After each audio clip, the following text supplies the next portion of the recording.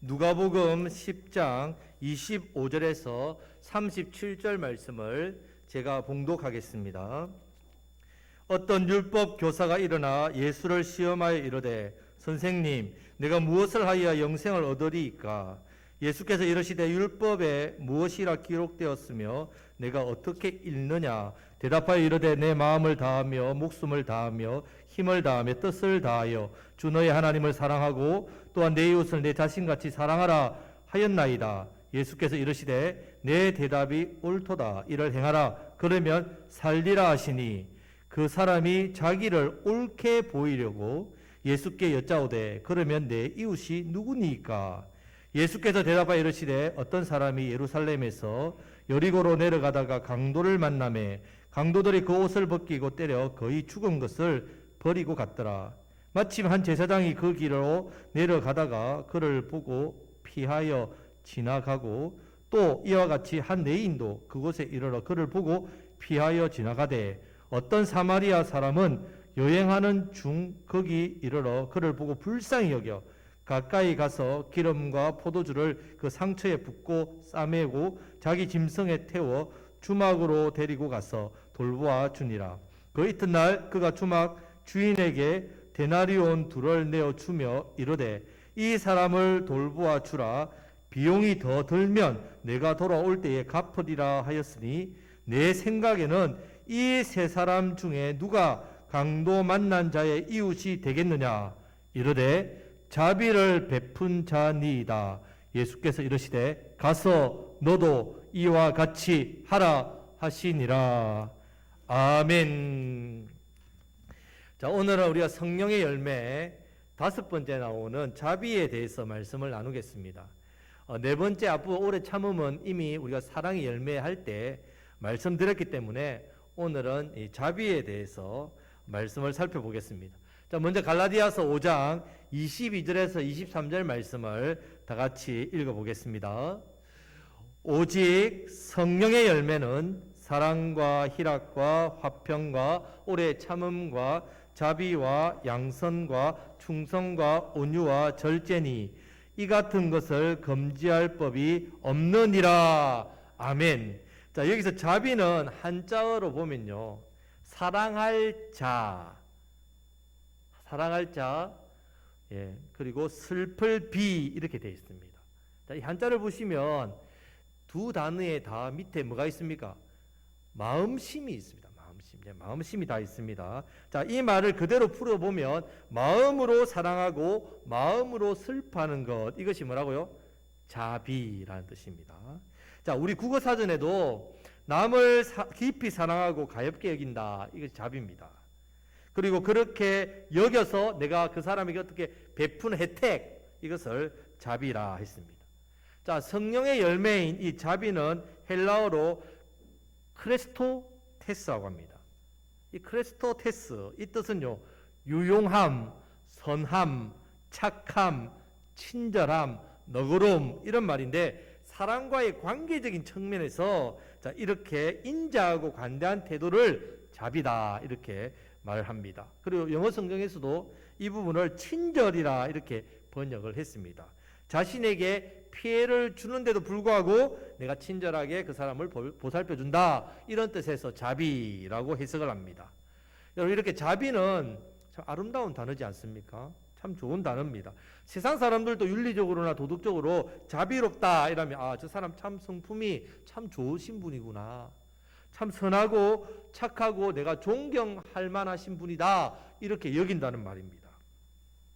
하지만 여러분, 우리가 이 가져야 될 성령의 열매인 이 자비의 이 열매는요, 자비는 윤리적이고 도덕적인 어떤 기준으로 보는 자비가 있지 않습니까? 자, 이것과 다르게 생각해야 될 중요한 한 가지가 있습니다. 무엇인가 하면, 자, 도덕적인 자비나 윤리적인 자비는 그 뿌리가 어디서부터 출발하냐면 나 자신에게 있습니다. 나 자신에게. 하지만 성령의 열매인 자비는 그 뿌리가 어디에 있다고요? 성령 하나님께 있다는 말입니다. 이것이 하나님 성품입니다. 성품. 자, 여기서 우리가 맺어야 될 자비도 우리가 알고 있는 세상적인 어떤 도덕적인 윤리관의 자비하고 다르게, 자, 이 자비도 어떤 세상의 다른 종교에서도 자비를 강조하지 않습니까?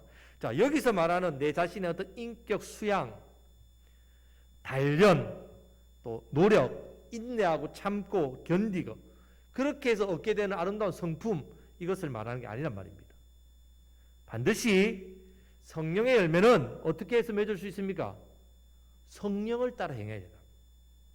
성령을 따라 행하는 것은 말씀 순종이라 했습니다. 말씀을 따라 행해야 내 안에 무슨 열매가 맺힌다고요? 자비의 열매, 성령의 열매, 자비의 열매. 그래서 참된 신앙생활은 교회 생활이 아니라 말씀 신앙, 말씀 생활, 말씀 순종이라고 말씀을 드렸습니다. 자, 자비로 나타나는 행동은 똑같지만 감춰져 있는 뿌리는 다르단 말이에요. 뿌리는.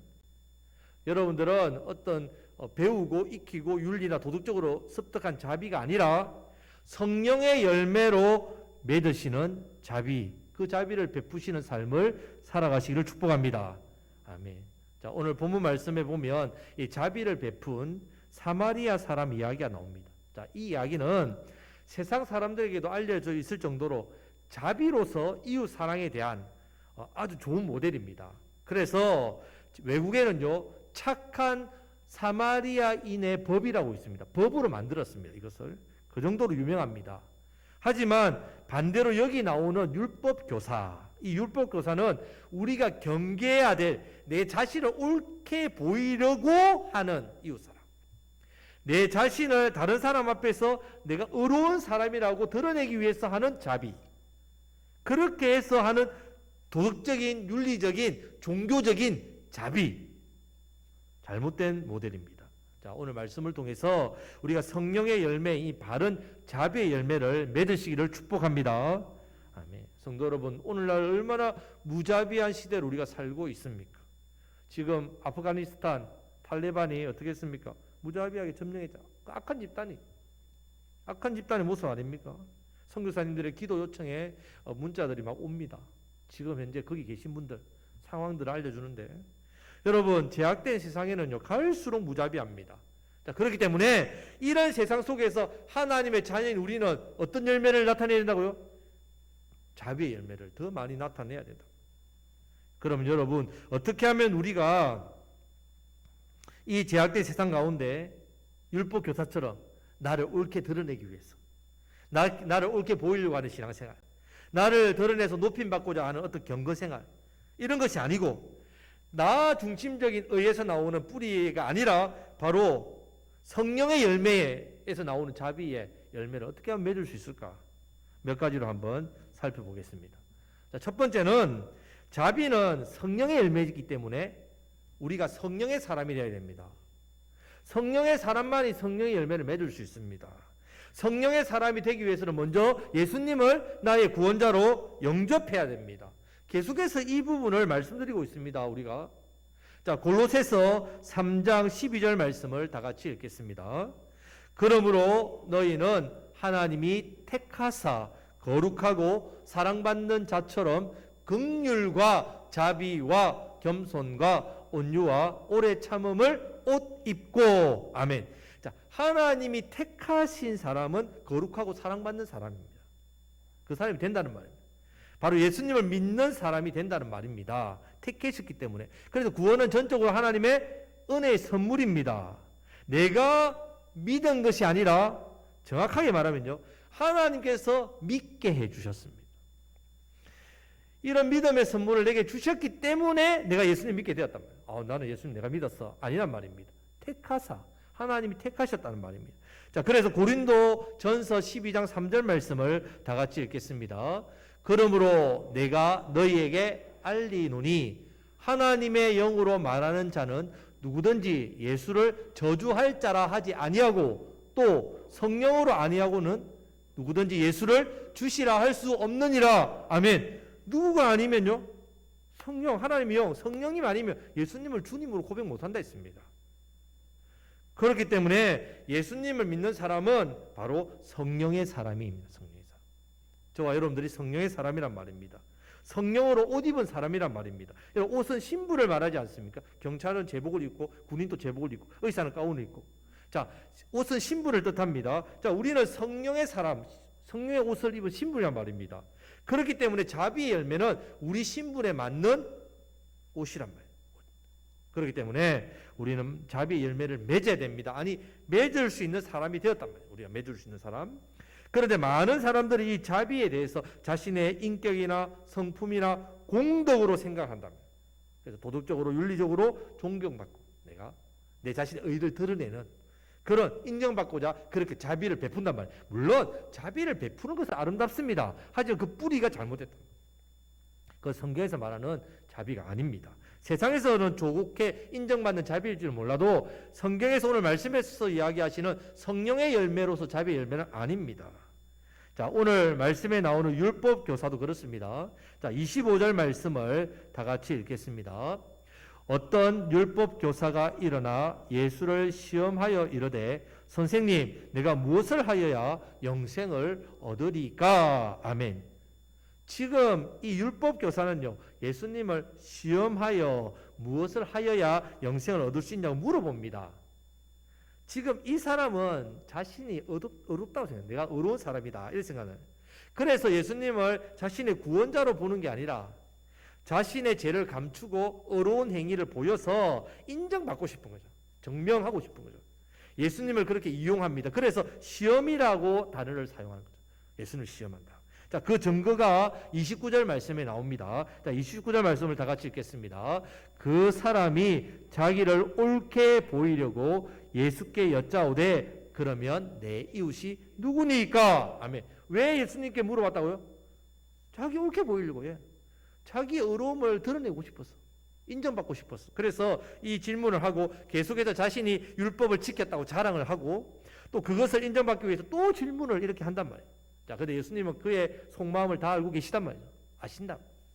그래서 율법 교사의 질문에 대답하기보다는 오히려 예수님께서 질문을 합니다. 율법에 무엇이라 기록되었으면 내가 어떻게 읽었느냐 물으니까 자, 27절 대답을 합니다. 다 같이 27절 말씀을 읽겠습니다.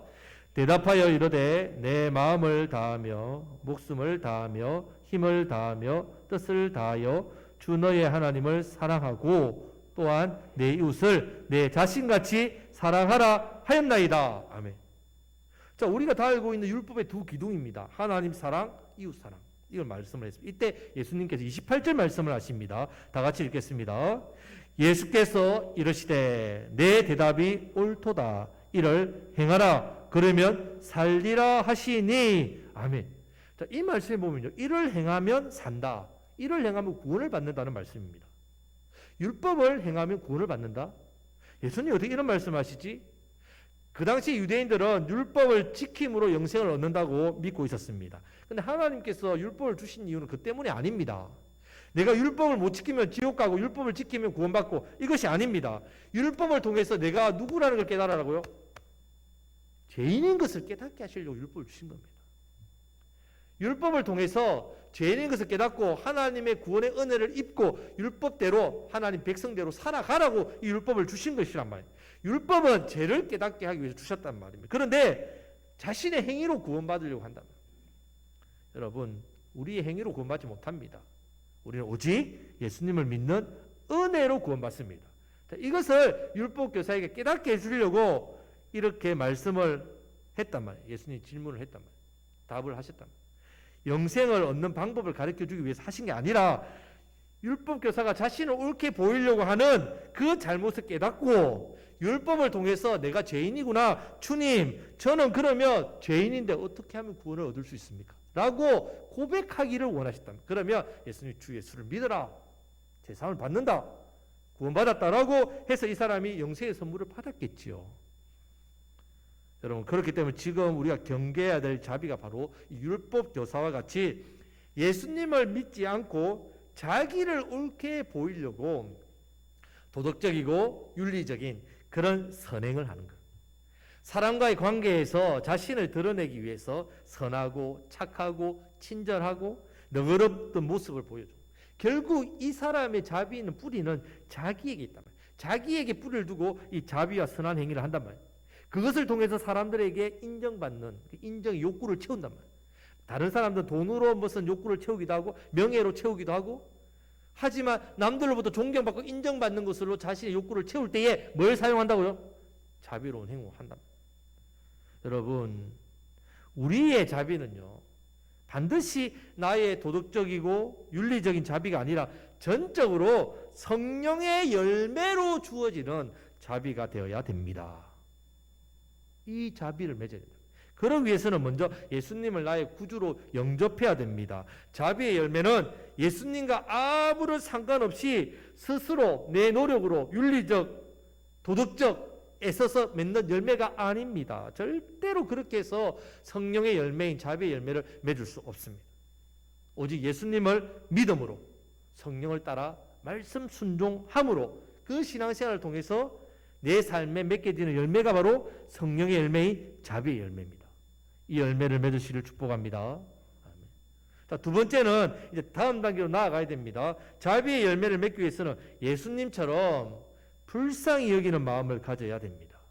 자, 지금 이 율법 교사가 예수님 말씀에 이어서 질문합니다. 그러면 내 이웃이 누구니까? 자, 왜 이런 질문을 하겠습니까? 자기가 생각하는 이웃이 있기 때문에 그렇습니다. 그 당시에 유대인들이 생각하는, 일반적으로 생각하는 이웃입니다. 잘못된 이웃 사랑을 했단 말이에요. 잘못된 이웃 사랑. 지금 이 율법 교사가 생각하는 이웃도 자기에게 호감을 갖고 호의를 베풀어 주는 사람만 이웃입니다. 사마리아인 같이 이방인과 혼혈족 혈통을 벌인 유대인 이웃 아닙니다. 유대인 아닌 다른 민족 이방인들 이웃 아닙니다. 자기 민족 안에서도 죄인이라고 인정하고 있는 사회적인 관념에서 죄인이라고 말하는 부류들 이웃 아닙니다. 단절해 그래서 멸시하고 정죄하는 그렇게 했단 말입니다. 그러면서 자기에게 호의 있는 사람을 사랑하고 친절을 베풀고 잘해주는 것, 이것을 어려운 일이라고 생각했다. 이것을 이웃 사랑을 실천하고 있다고 말하고 행동했다. 그런데 하나님 보시기에는 그들은 완악하고 교만한 더 큰 죄인이었단 말이에요. 그런 잘못된 이웃관, 이웃 사랑에 대한 생각을 가지고 있으니까 생각이 잘못되니까 행동을 잘못한단 말이에요. 그래서 예수님께서 누구 예를 드냐? 그들이 이웃이라고 생각하지 않는 짐승 취급하는 사마리아인을 예를 드는 거예요. 선한 사마리아의 예를 드는 거예요. 30절 말씀을 보면 어떤 사람이 예루살렘에서 여리고로 내려가다 강도를 만납니다. 강도를 만났는데 강도들이 돈만 빼앗을 뿐이 아니라 옷을 벗기고 때려서 거의 죽은 것을 버리고 갔다 했습니다. 그런데 31절 말씀에서는 마침 한 제사장이 그 길로 내려가다가 강도 만난 사람을 봤습니다. 그럼 어떻게 합니까? 어떻게 됩니까? 보고 피해서 그냥 가버립니다. 이어서 32절에 보면 한 레인이 또 이같이 이릅니다. 그 레인이 어떻게 합니까? 그 강도 만나 죽어가는 사람을 봅니다. 또 똑같이 피해서 지나갔습니다. 그런데 33절 말씀에서 어떤 사마리아 사람은 여행하는 중인데 거기 이르러 그를 보는데 어떻게 합니까? 33절 말씀을 다 같이 읽겠습니다. 어떤 사마리아 사람은 여행하는 중 거기 이르러 그를 보고 불쌍히 여겨. 아멘. 어떻게 합니까? 불쌍히 여겼단 말이에요.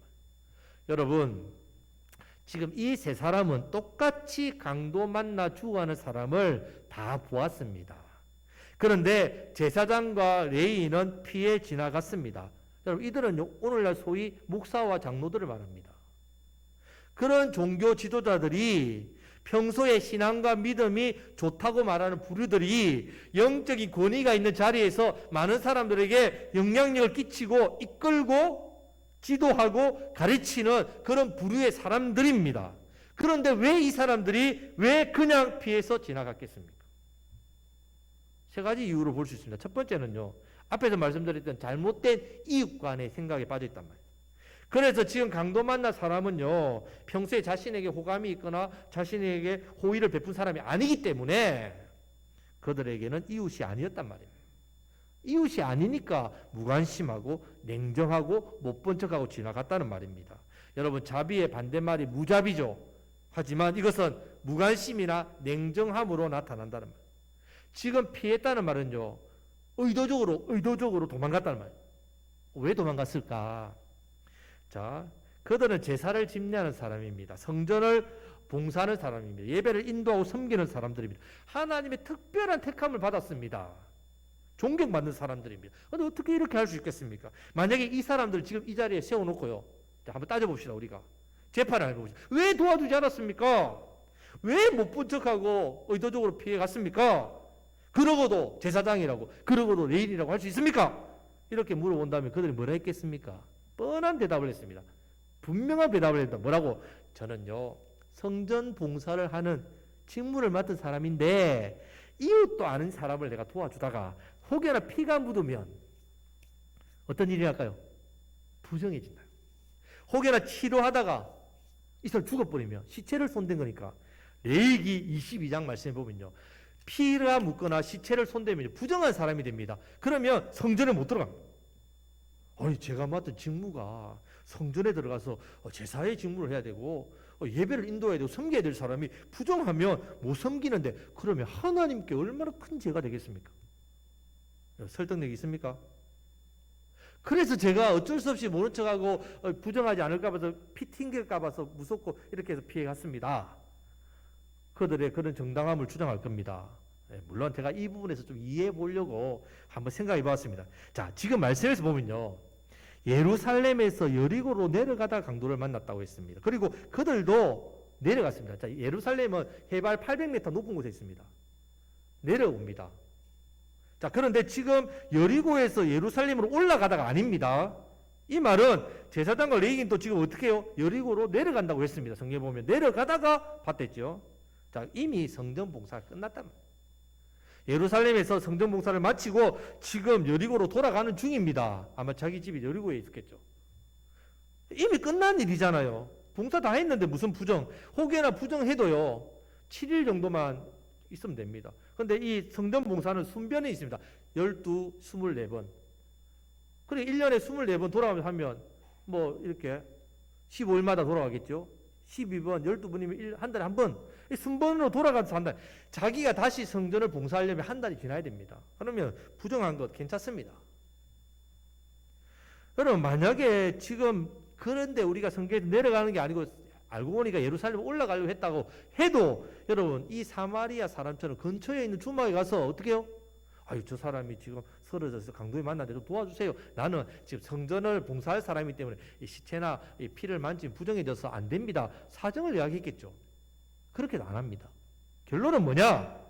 마음이 없다는 겁니다. 근본적으로 불쌍히 여기는 마음이 없다는 겁니다.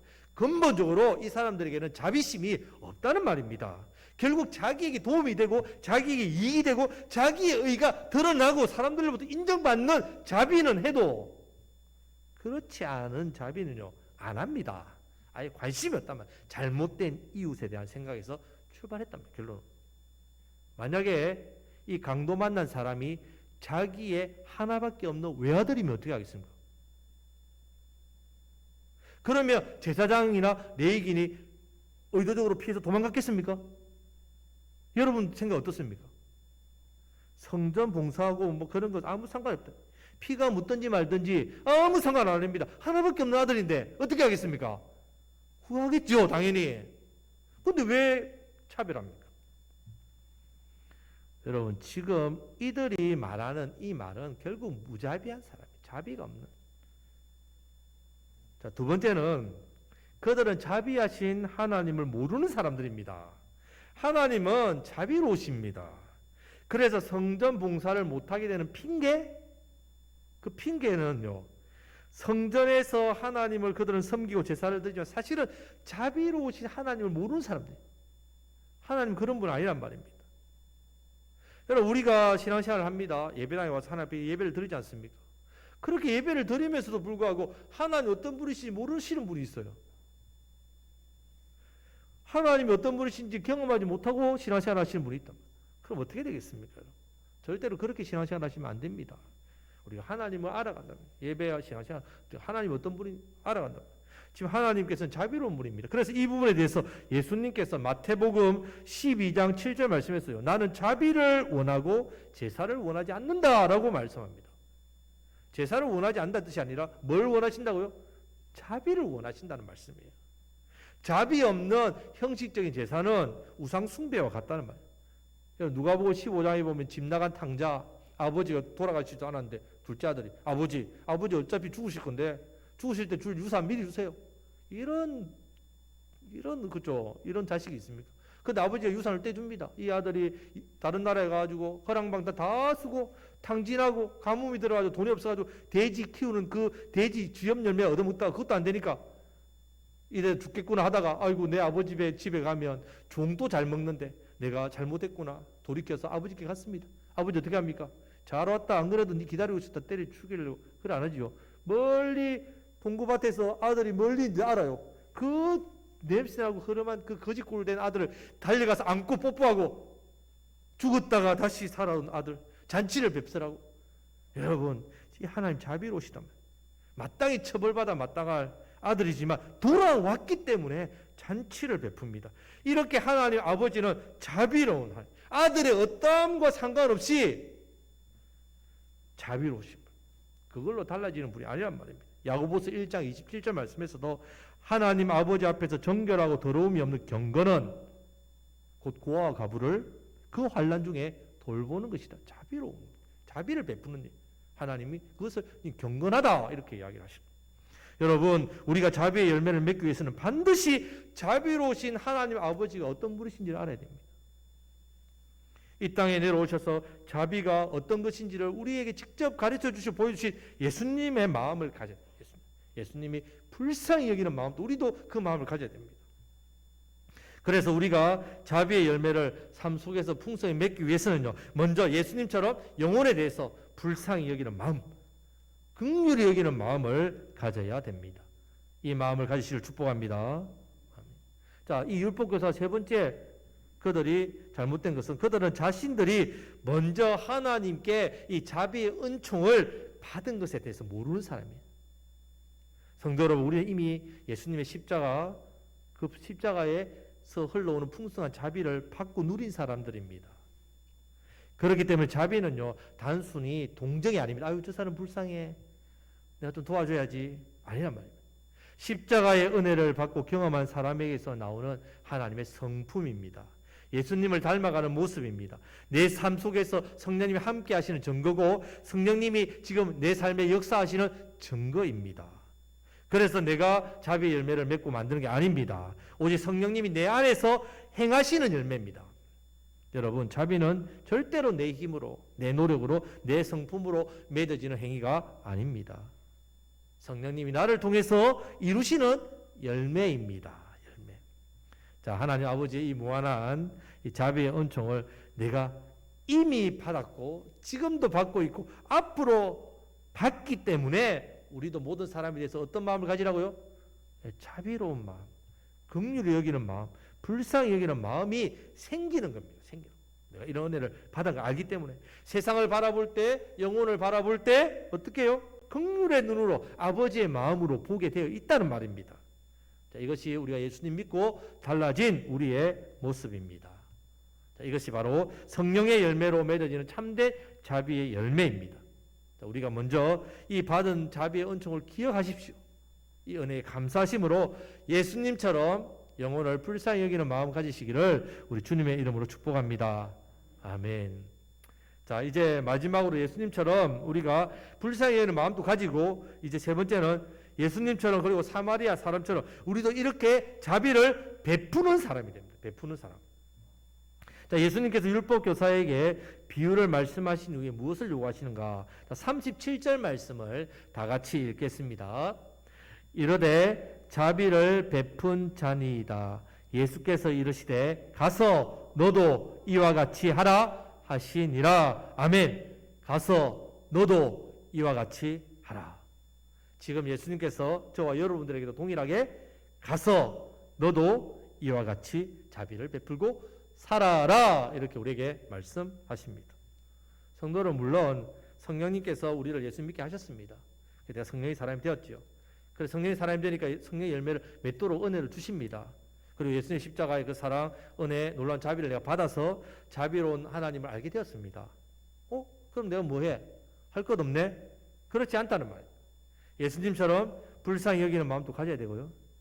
더 나아가서 자비를 베푸는 삶도 직접 살아야 됩니다. 그냥 자연스럽게 열매가 맺히는 것이 절대로 아닙니다.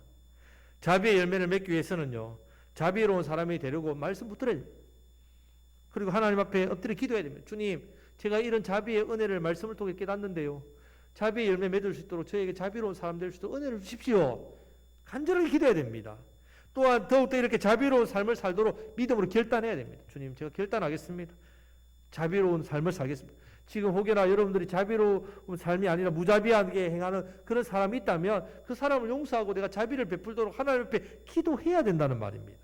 만약에 그렇지 않으면 나도 무자비한 사람이 자연스럽게 됩니다. 왜냐하면 죄의 본성이란 말이에요. 무자비한 삶을 살게 되어 있습니다. 그런데 우리는 하나님 형상으로 지원받았지 않습니까? 자비로우신 하나님의 형상을 따라 지원받았습니다. 자, 지금 선한 사마리아 사람은 강도 만난 사람을 보고 외면하지도 않고 도망가지도 않고 피하지도 않고 가까이 다가갔습니다. 상처를 후비파는 게 아니라 그 상처에 기름, 그 당시 기름이 약이거든요. 포도주는 소독제 발라줬단 말이에요.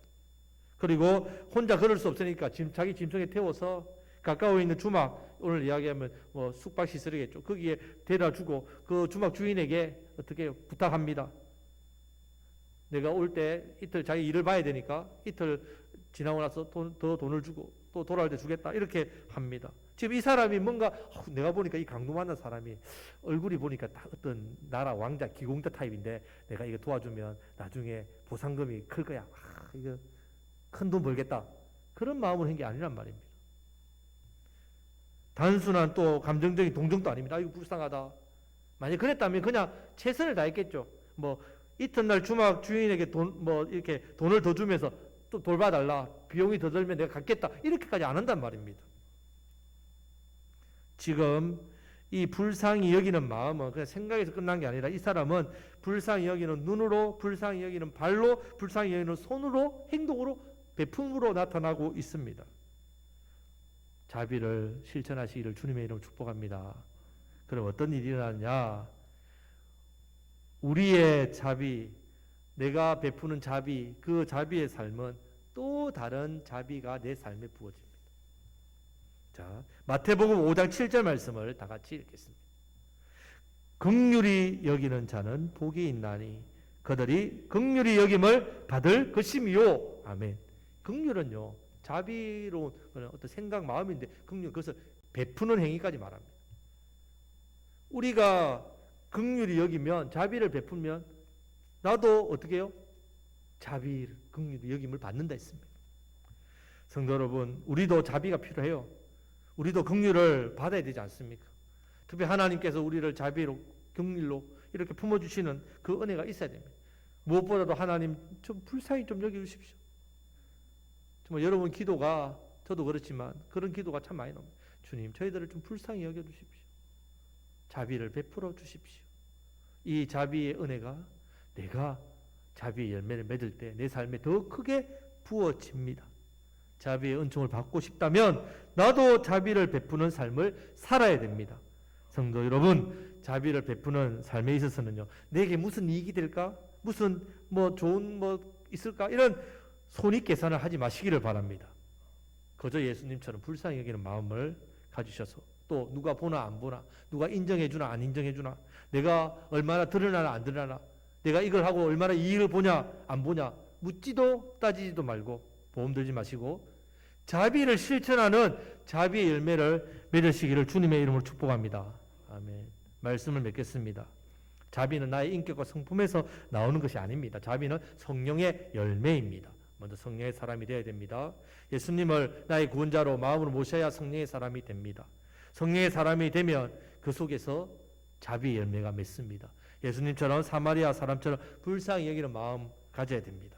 율법 교사, 제사장, 레위인처럼 잘못된 이웃 사랑으로 사람을 차별하고 자신의 어떤 이익과 손익을 따지고 자기에게 좋게 옳게 보이려고 해서 하는 것이 아니라 그런 모습 버려야 됩니다. 제 본성이란 말이에요. 무자비한 사람입니다. 오히려 무엇보다도 예수님의 십자가의 은혜와 사랑, 그 은혜를 통해서 주어진 하나님 아버지의 그 자비의 은총 내가 받았다는 것 기억하시고 감사하는 삶을 살아가시기를 바랍니다. 그래서 그 은혜와 사랑에 감사하고 나도 예수님처럼, 나도 사마리아 사람처럼 자비를 베푸는 삶을 살아야 됩니다. 성도 여러분, 그럴 때에 우리도 하나님께서 불쌍히 여겨주십니다. 우리에게 풍성한 자비를 베풀어 주십니다. 성도 여러분, 이번 한 주간 동안도 성령의 열매, 이 자비의 열매를 맺으심으로 무자비한 세상이잖아요. 상처받고 죄로 인하여 죽어가 고통받는 영혼들, 그들을 향해서, 그분들을 향해서 이 예수님의 마음을 가지고 불쌍히 여기시고 판단하지 마시고 자비를 베푸시는 삶을 통해서 그들의 상처와 고통, 아픔을 치료해 주시고 예수님 사랑, 예수님 생명 전해 가시는 저와 여러분들이 다 되시기를 간절히 바랍니다. 아멘.